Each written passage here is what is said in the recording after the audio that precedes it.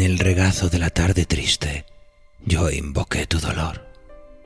Sentirlo era sentirte el corazón. Palideciste hasta la voz. Tus párpados de cera bajaron y callaste.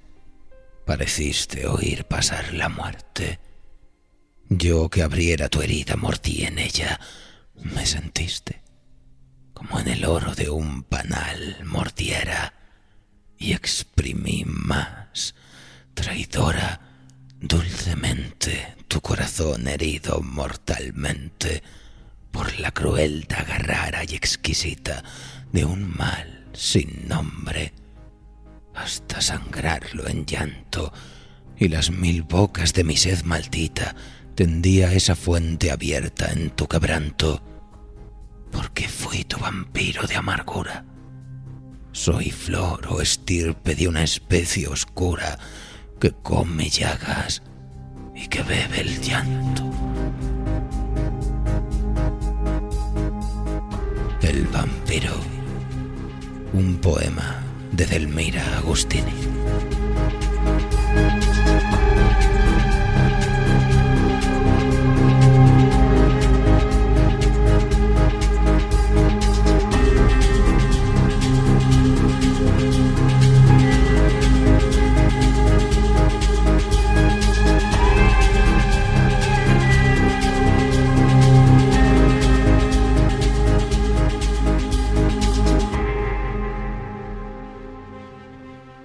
Si os dijera que los vampiros existen, probablemente no me creeríais.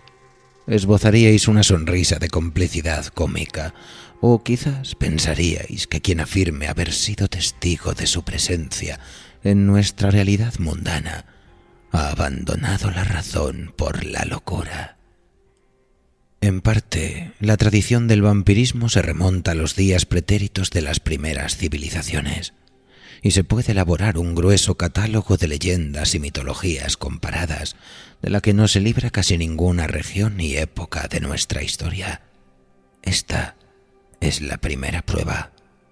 Aún así, sería muy difícil establecer un patrón único de los hábitos y costumbres de los vampiros, porque hay vampiros para todos los gustos. Aunque las creencias populares, el folclore y la religión, y especialmente la contribución de la literatura y la ficción, han consolidado una imagen más o menos canónica de lo que llamamos vampiro en nuestro presente. Pero fue en Europa del Este donde la tradición clásica de los vampiros resultó más fructífera. Incluso la etimología de la propia palabra proviene de dicha región y se remonta alternativamente al húngaro y al serbocroata. Vampir. De sus leyendas y testimonios recogieron los relatos y novelas de los siglos XIX y XX el arquetipo actual del cambiaformas, bebedor de sangre, recipiente no muerto y casi inmortal de toda clase de poderes sobrenaturales.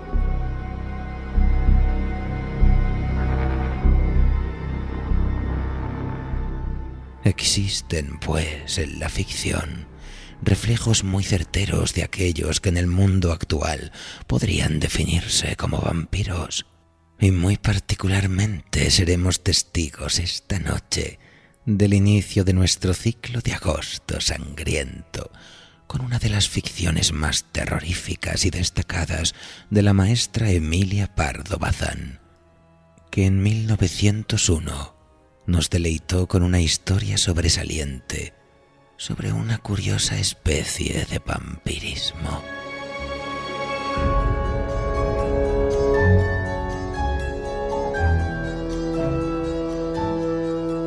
Acomódense pues en su cubil favorito, apaguen las luces, enciendan una vela y prepárense para conocer la historia de Inesiña y Don Fortunato.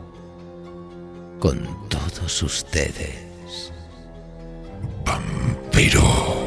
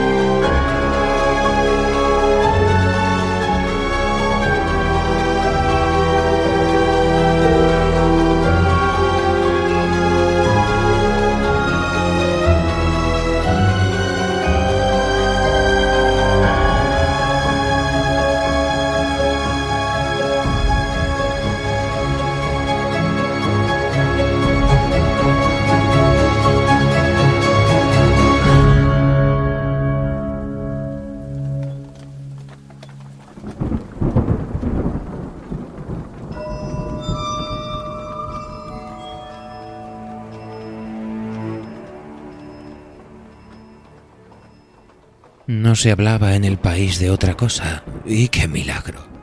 ¿Sucede todos los días que un setentón vaya al altar con una niña de 15?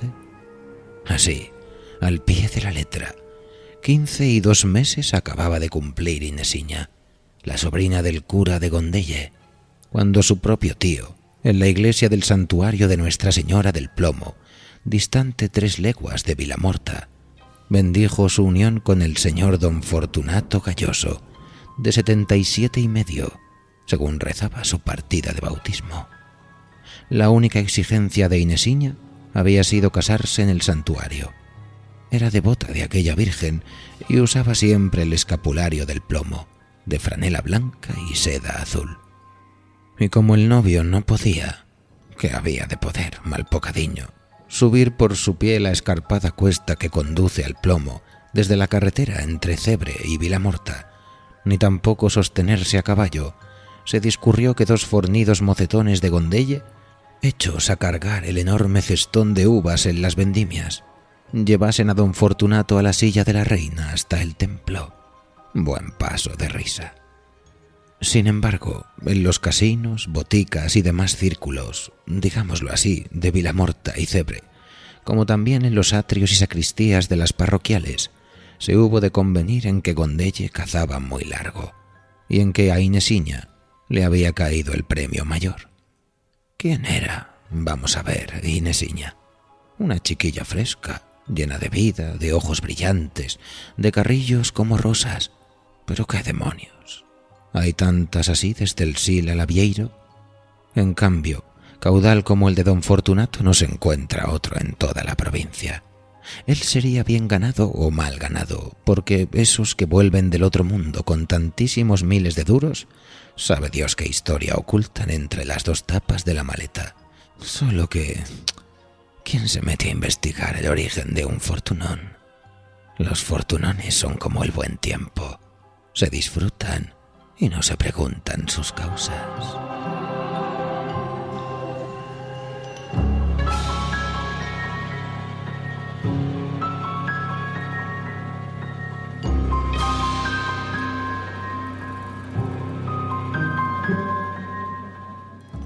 Que el señor Galloso se había traído un platal constaba por referencias muy auténticas y fidedignas. Solo en la sucursal del Banco de Auriabella dejaba depositados, esperando ocasión de invertirlos, cerca de 2 millones de reales. En Cebre y Vilamorta se cuenta por reales aún.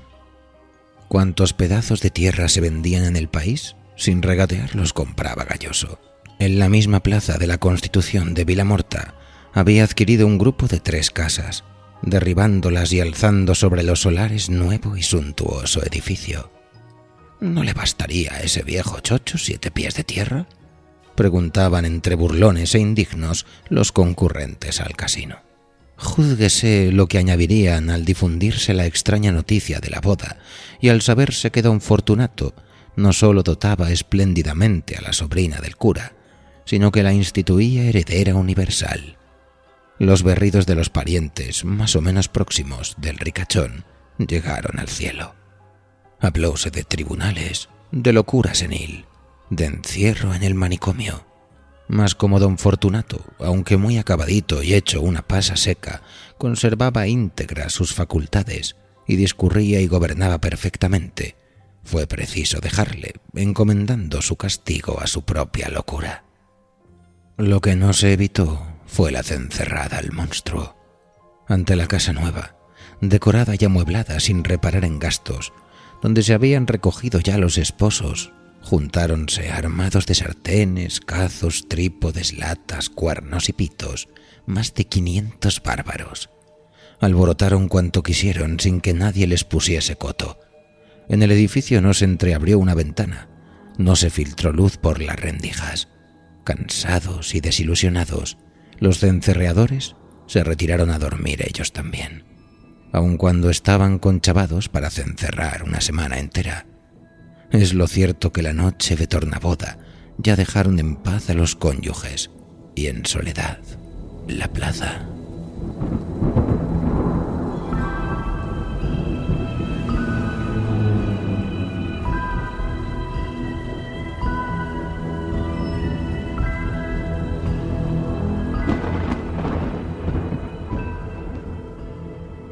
Entretanto, allá dentro de la hermosa mansión, abarrotada de ricos muebles y de cuanto pueden exigir la comodidad y el regalo, la novia creía soñar, por poco y a sus solas, capaz se sentía de bailar de gusto. El temor, más instintivo que razonado, con que fue al altar de Nuestra Señora del Plomo, se había disipado ante los dulces y paternales razonamientos del anciano marido, el cual solo pedía a la tierna esposa un poco de cariño y de calor, los incesantes cuidados que necesita la extrema vejez. Ahora se explicaba a Inesiña los reiterados «No tengas miedo, boba, los cásate tranquila» de su tío el abad de Gondelle. Era un oficio piadoso, era un papel de enfermera y de hija el que le tocaba desempeñar por algún tiempo, acaso por muy poco. La prueba de que seguiría siendo chiquilla eran las 2 muñecas enormes, vestidas de sedas y encajes, que encontró en su tocador, muy graves, con caras de tontas, sentadas en el confidente de raso. Allí no se concebía, ni en hipótesis ni por soñación, que pudiesen venir otras criaturas más que aquellas de fina porcelana. Asistir al viejecito. Vaya, eso sí que lo haría de muy buen grado Inés.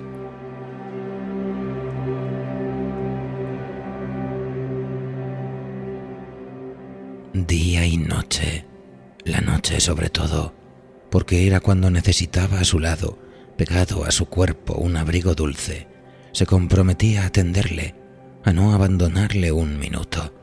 Pobre señor, era tan simpático y tenía ya tan metido el pie derecho en la sepultura. El corazón de Inesiña se conmovió. No habiendo conocido padre, se figuró que Dios le deparaba uno. Se portaría como hija, y aún más, porque las hijas no prestan cuidados tan íntimos, no ofrecen su calor juvenil, los tibios efluvios de su cuerpo. Y en eso justamente creía don Fortunato encontrar algún remedio a la decrepitud. «Lo que tengo es frío», repetía. «Mucho frío, querida.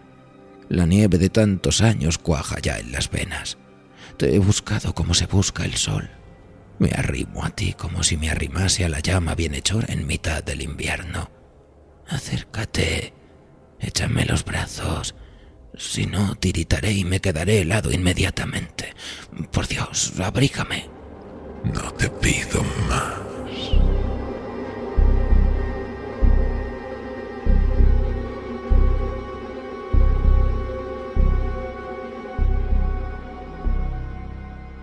Lo que se callaba el viejo, lo que se mantenía secreto entre él y el especialista curandero inglés, a quien ya como en último recurso había consultado, era el convencimiento de que puesta en contacto su ancianidad con la fresca primavera de Inesiña, se verificaría un misterioso trueque.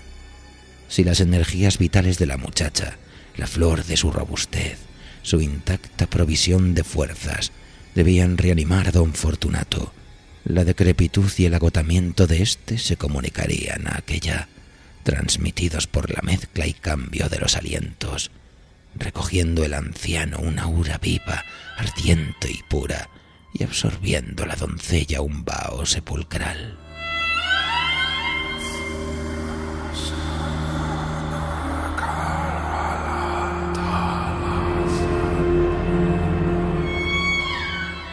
Sabía pues Galloso que Inesiña era la víctima, la oveja traída al matadero, y con el feroz egoísmo de los últimos años de la existencia, en que todo se sacrifica al afán de prolongarla, aunque solo sea horas, no sentía ni rastro de compasión. Agarrábase a Inés, absorbiendo su respiración sana, su hálito perfumado, delicioso, preso en la urna de cristal de los blancos dientes.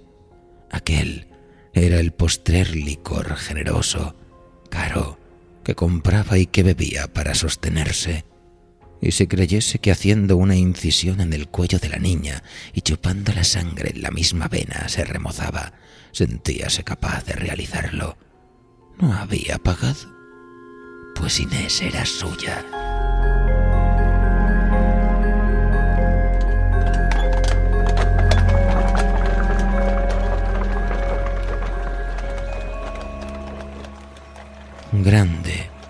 fue el asombro de Vilamorta, mayor que el causado por la boda aún, cuando notaron que don Fortunato, a quien tenían pronosticada a los 8 días la sepultura, daba indicios de mejora, hasta de rejuvenecerse. Ya salía a pie un ratito, apoyado primero en el brazo de su mujer, después en un bastón, a cada paso más derecho, con menos temblequeteo de piernas. A los 2 o 3 meses de casado se permitió ir al casino y al medio año, ¡oh, maravilla!, jugó su partida de billar, quitándose la levita, hecho un hombre. Diríase que le soplaban la piel, que le inyectaban jugos.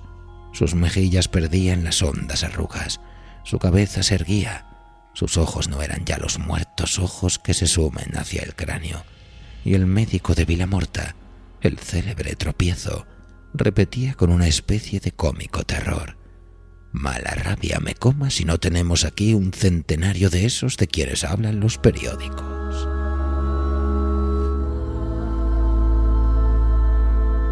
El mismo Tropiezo hubo de asistir en su larga y lenta enfermedad a Inesiña, la cual murió, lástima de muchacha, antes de cumplir los 20, consunción, fiebre ética, algo que expresaba del modo más significativo la ruina de un organismo que había regalado a otro su capital. Buen entierro y buen mausoleo no le faltaron a la sobrina del cura, pero don Fortunato busca novia. De esta vez, o se marcha del pueblo, o la cencerrada termina en quemarle la casa y sacarle arrastrando para matarle de una paliza tremenda. Estas cosas no se toleran 2 veces. Y don Fortunato sonríe, mascando con los dientes postizos el rabo de un puro.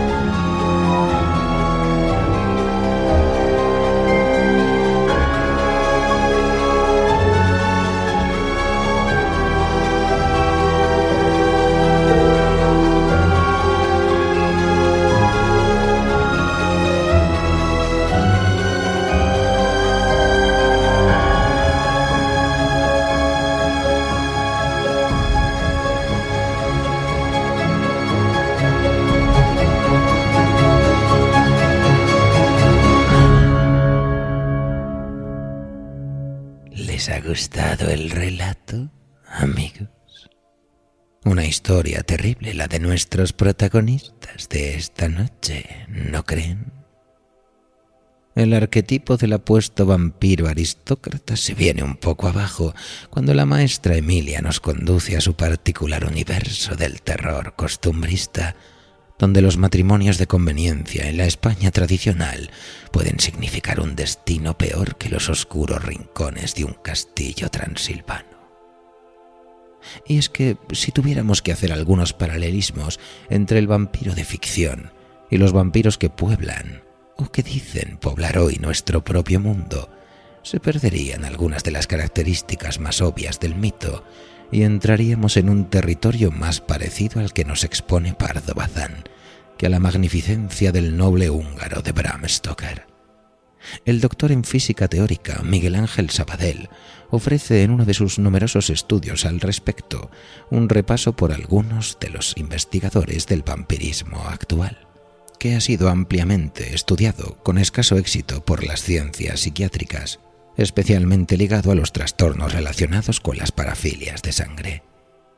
En 1892, el psiquiatra forense Richard von Krafft-Ebing comentó en su Psychopathia Sexualis varios casos de hombres obsesionados sexualmente con beber sangre, Pero la primera representación formal del vampirismo clínico la realizaron los psicoanalistas Richard L. Vandenberg y John F. Kelly en 1964, con una interpretación al estilo freudiano, donde se decía que la popularidad de la figura vampírica evidencia la noción de que existe un masoquismo primario inherente, una suerte de impulso erótico de naturaleza primitiva.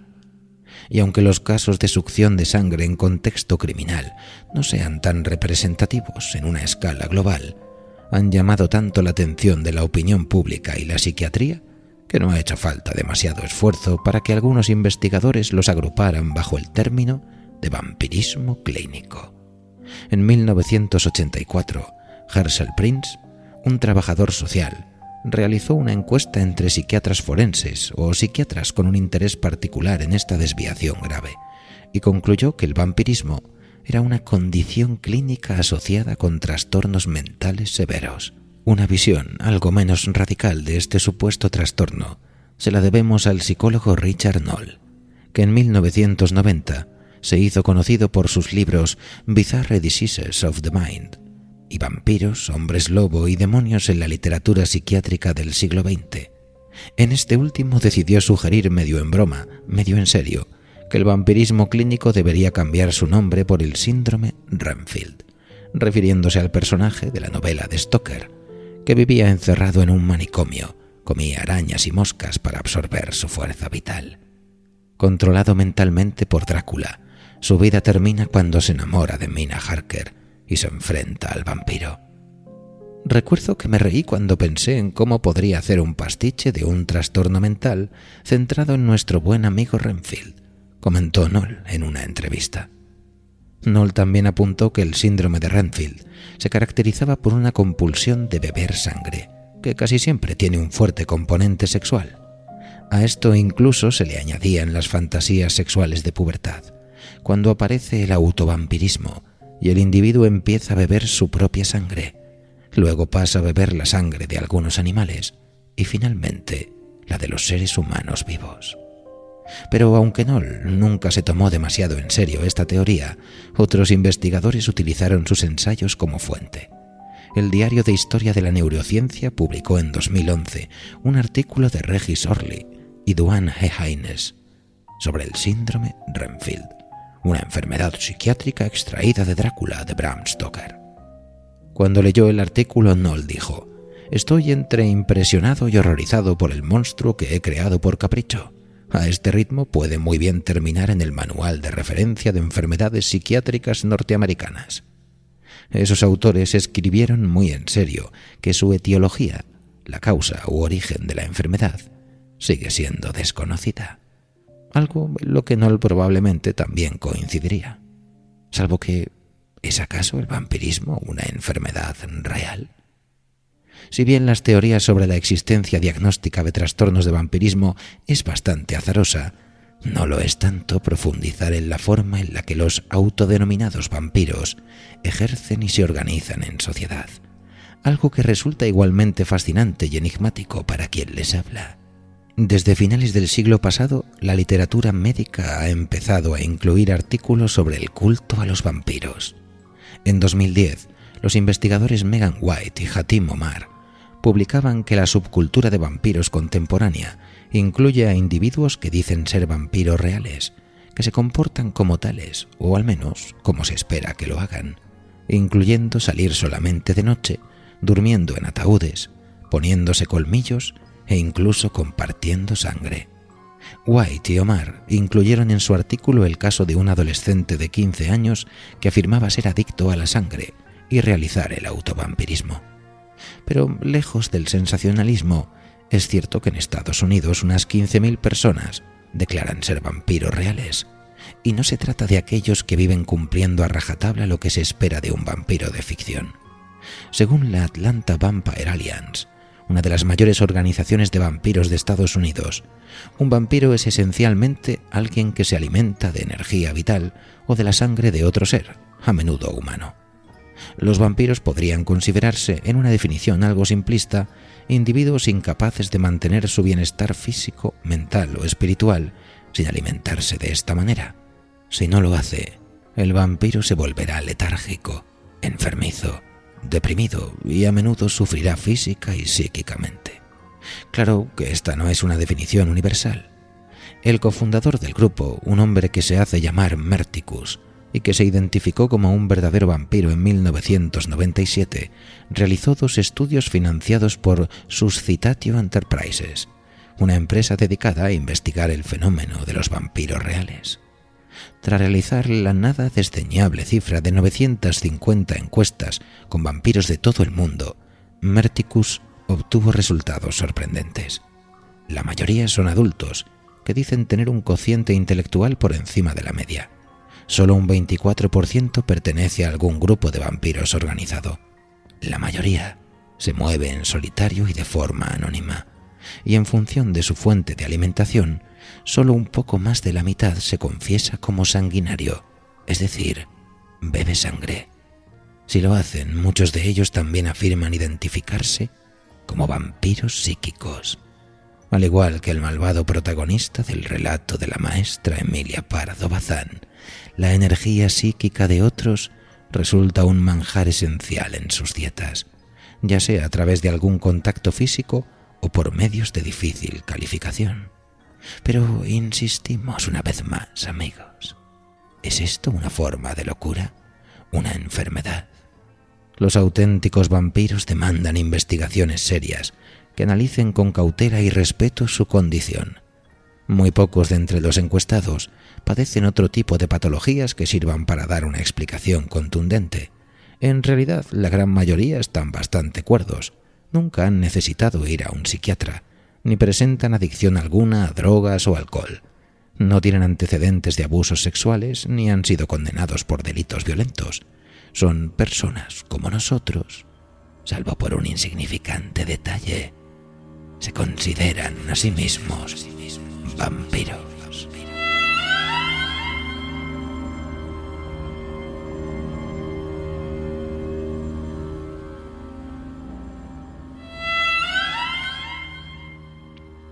Y es que, en el fondo, no podemos negar que todos hemos visto criaturas de características similares al malvado Don Fortunato. Incluso puede que nosotros mismos hayamos ejercido de vampiros en según qué ocasiones, consciente o inconscientemente. Si se encuentran entre ellos o conocen a alguno, no lo duden. Escríbanos a noviembrenocturno@gmail.com y les invitamos al programa, que seguro que lo pasamos muy bien. Mientras tanto, pueden escucharnos cuando a ustedes les plazca a través de nuestro podcast en www.ivox.com o en nuestro portal dimensional en noviembrenocturno.es. No podemos irnos sin agradecer una vez más a todos nuestros mecenas su apoyo tentacular, sin el cual nuestro agosto sangriento no habría sido posible. Prepárense, porque pronto habrá nuevos relatos de vampiros. Si quieren formar parte de nuestro culto primigenio, no duden en visitar nuestro perfil de iVoox y pulsar sobre el botón de apoyar. ¿Quién sabe? Quizás algún día podamos invocar al gran soñador submarino. Nosotros, por nuestras partes, nos vamos a tomar un whisky a deshora porque somos felices con poco. Les deseamos una sangrienta madrugada Desde noviembre nocturno.